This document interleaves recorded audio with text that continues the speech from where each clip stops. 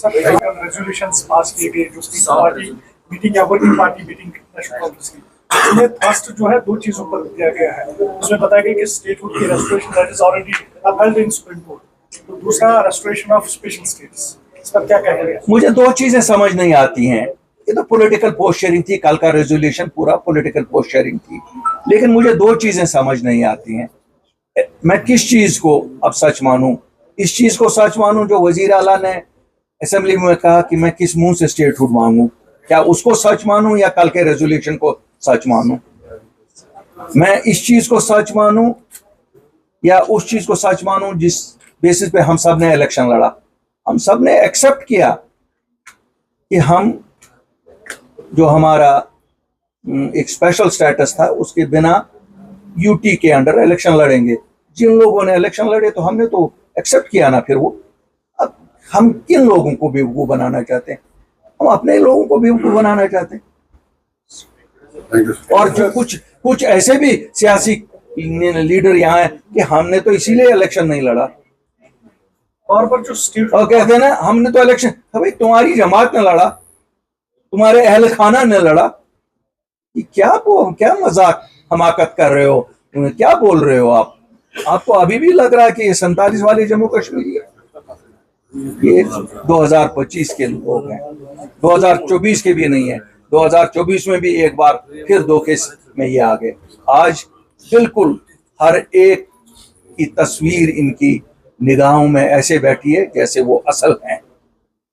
आखिरी सवाल, एक मिनट, बोला कि स्टेटहुड की तो मांग यहाँ पर सारे कर रहे हैं, क्या आपको लगता है कि अगर स्टेटहुड अभी इन केस मिल भी जाती है तो ये सारा डिसॉल्व हो जाएगा, तो इलेक्शंस नहीं होने चाहिए? देखिए साहब, ये तो अभी इस वक्त मुद्दा ही नहीं है कि क्या होगा क्या नहीं होगा, लेकिन स्टेटहुड तो मिलनी ही मिलनी है, तो ना मिलने का तो सवाल ही नहीं है।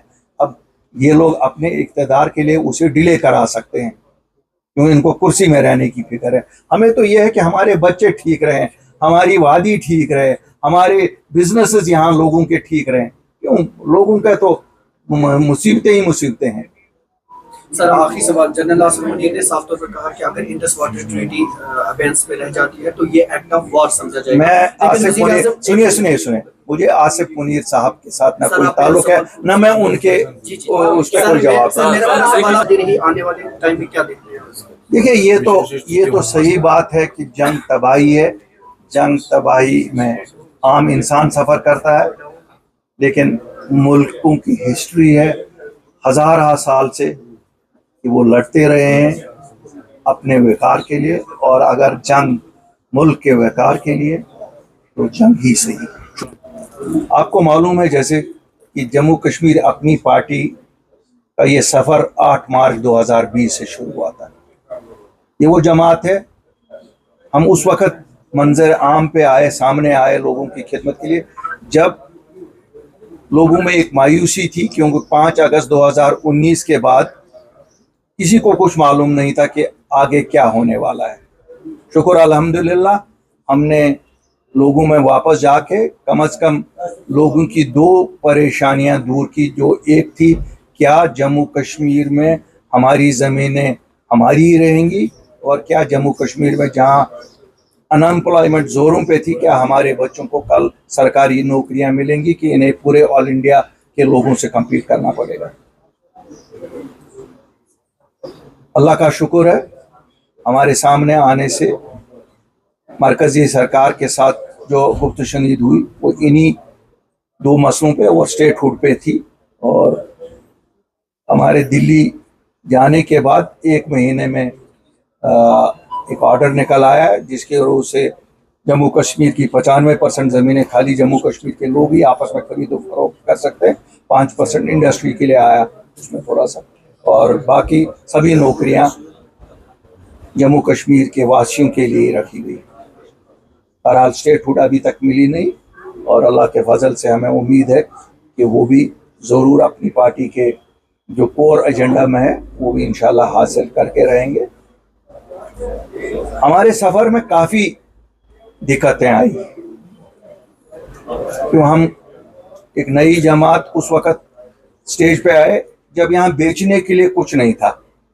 यहाँ जो हमसे पहले लोग इक़्तिदार में रहे थे, 74 साल में उन्होंने सब कुछ बेचा था, यहाँ तक कि हमारी आइडेंटिटी को भी बेचा था। और जो कुछ अब रहा था, जिनके साथ उन्होंने इल्हाक किया इक़्तिदार में आने के लिए, उन्होंने वो पहचान भी, उसे जिसे हम स्टेटहुड कहते हैं, वो भी ले गए थे।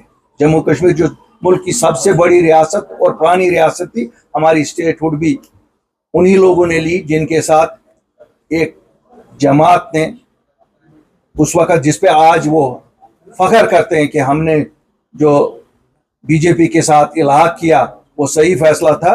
मैं आज उनसे ये पूछता हूं, अगर वो सही फैसला था, ये स्टेटहुड जो उस बीजेपी ने हमारे लिए, क्या वो भी सही फैसला है? जो हमारे नौजवान अभी जेलों में, क्या वो भी सही फैसला था? और जो हमारे नौजवान अभी पासपोर्टों से महरूम है या नौकरियों में उनकी वेरिफिकेशनों से महरूम है, क्या वो भी सही फैसला था? क्यों वो सब चीज ने जन्म लिया आपके उस अलायंस के बाद जो 2014 में अपने इक़्तिदार के लिए आप लोगों ने किया। बहरहाल ये बड़ी बात है, इस वक्त उस बात पे ज्यादा बात नहीं करेंगे। क्यों आज जम्मू कश्मीर लोगों के पास सच्चाई इस तरह जाहिर है, जिसे कहते हैं ना, चांद की रोशनी जैसे साफ शफाफ होती है, इसी तरह जाहिर है। जिन लोगों ने इलेक्शन में, जिन पार्टियों ने इलेक्शन में लोगों को बुलंद बाग दावा किए, क्या कुछ नहीं कहा, चांद सितारे तोड़ कर लाने की बात की, अल्हम्दुलिल्लाह 6 महीने में लोगों को सच्चाई पता लग गई।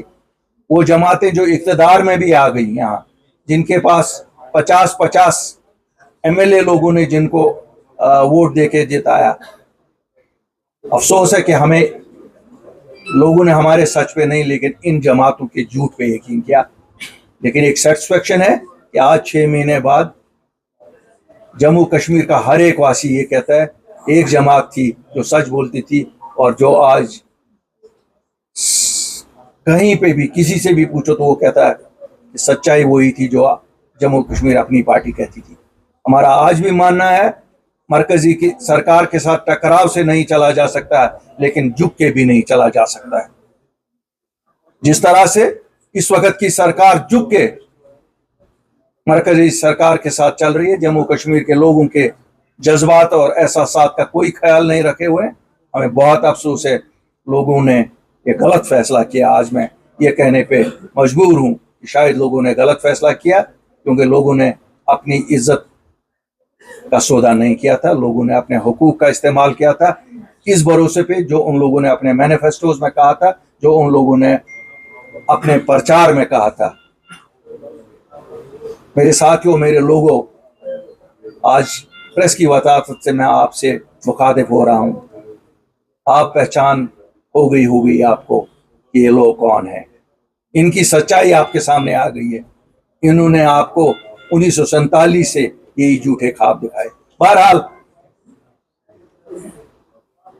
बस हिम्मत होने की जरूरत नहीं है। अपनी पार्टी अभी जिंदा है।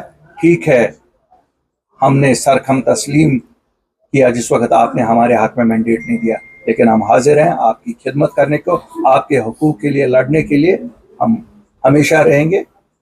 रही बात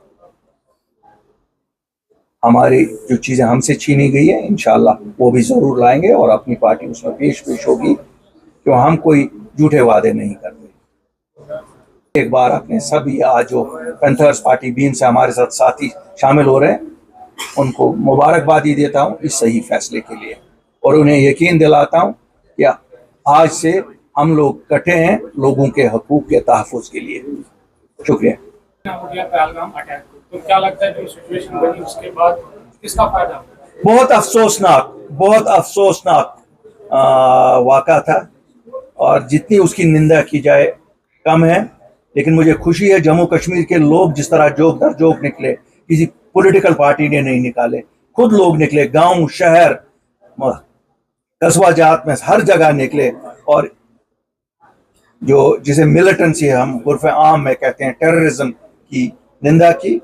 ये बहुत बड़ी चेंज है, क्योंकि 1987 के बाद मुझे नहीं लगता कोई जुर्रत करता था कि बंदूक बरदार या टेररिस्ट के खिलाफ कोई बोले। लोगों ने जुर्रत की। ये एक बहुत बड़ी चेंज है। इस वाक़े की वजह से बरसगीर की दो एडमी ताकतें जो है आमने सामने आ गई थी और हमने देखा कि जंग जैसी सूरत हाल पैदा हो गई, ये भी खतरा बरकरार है। तो आप क्या समझते हैं कि इन दोनों के दरमियान टॉक्स होने चाहिए तमाम चीज़ों को लेकर? देखिए मैं बताऊंगा आपको, हमारे मुल्क का पॉलिटिकल सिस्टम इतना मजबूत है कि मुझे इस चीज़ में कोई शक नहीं है कि वो जो भी सही फैसला करेंगे, जो मुल्क के मफाद में होगा, वही सही फैसला उनको करना चाहिए। हमारे कहने और ना कहने से ना बातचीत होगी और ना होगी। क्यों? ना हमें पाकिस्तान पे कोई इख्तियार है कि उनको कहें कि यहाँ ये शोरिश बंद करो, ना हमें अपने मुल्क पे ये ऐसा कोई इख्तियार है कहने का कि साहब आप ये चीज़ करो या ये चीज़ नहीं करो। तो मुझे लगता है कि क्योंकि एक क़यादत इस मुल्क में जो है वो इतनी स्ट्रांग है, जिसे एक भरपूर मैंडेट मिला है, वो सही फैसला करेंगे। हम हिंदुस्तान के शहरी होने के नाते मुल्क के लिए जैसे हमेशा खड़े रहे हैं, आज भी रहेंगे, कल भी रहे। और अगर सबसे ज़्यादा किसी को नुकसान होता है, जो भी शोरिश आपस में दो मुल्कों में होती है, वो जम्मू कश्मीर को होती है। मुझे मौका लगा कुछ इलाकों में जाने का, कुछ इलाकों में मेरे साथी जम्मू में, हमारी जम्मू की टीम गई, तबाही तो हमारी है। कुर्बानी जो दी तो हमारे लोगों ने दी। हमारी फौज को मैं मुबारकबाद आज देना चाहता हूँ, जिस तरह से उन्होंने इस ऑपरेशन को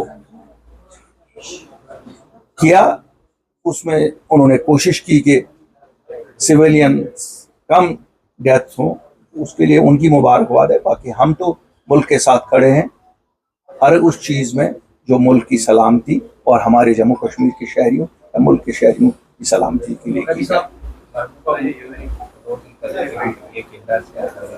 बच्चों को लिया जा रहा है, ये तो वो पब्लिक स्तर के लिए नहीं कर रही है कि सिंपैथी गेन करने के लिए। देखिए मैं नहीं चाहता हूं कि मैं किसी इंडिविजुअल लीडर पे कोई टिप्पणी दे दूं। मुझे लगता है लोगों के सामने हम सब का किरदार क्या है वाजिया है। मैं अगर कुछ ना कहूं तो बेहतर है कि लोग खुद ही हम सब का किरदार जज कर रहे हैं। मेरे कहने से तो पॉलिटिकल पोस्चरिंग होगी। यहाँ सभी जमातें पॉलिटिकल पोस्चरिंग कर रहे हैं, क्योंकि इन्होंने इतना झूठ बोला है लोगों को इलेक्शन में कि मुझे पता ही नहीं ये कैसे लोगों को फेस करेंगे। लेकिन इनके इतने चेहरे हैं कि एक एक निकाब जब उठता है तो नया चेहरा दिखाते हैं, नया चेहरा दिखाते हैं। तो इन चेहरों की पहचान तो हो गई है जम्मू कश्मीर के लोगों को, इसलिए ये ड्रामा एक तो चलते रहेंगे इनके।